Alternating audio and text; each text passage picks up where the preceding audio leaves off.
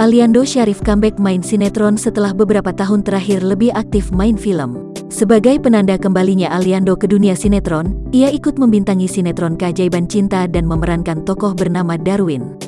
Aliando pun membeberkan alasannya memilih sinetron Keajaiban Cinta untuk menandakan comeback-nya di dunia sinetron.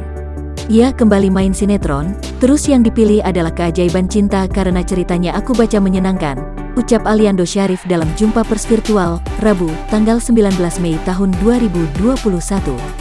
Para pemainnya juga bisa membangun cerita ini dengan baik ya, lanjut Aliando.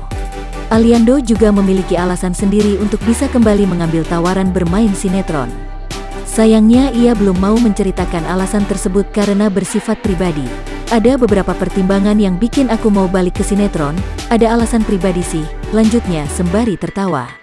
Dalam sinetron tersebut Aliando dipasangkan dengan Sita Marino, adik bungsu dari Putri Marino. Chemistry dengan Sita itu udah dari pertama ketemu, pas dari sana udah langsung ngobrol bareng ya akhirnya klop sih, beber Aliando. Dia suaranya bagus banget loh kalau kita nyanyi bareng, ucapnya. Sekedar informasi, sinetron Keajaiban Cinta yang dibintangi Aliando Syarif dan Sita Marino akan tayang perdana pada tanggal 24 Mei tahun 2021 di SCTV.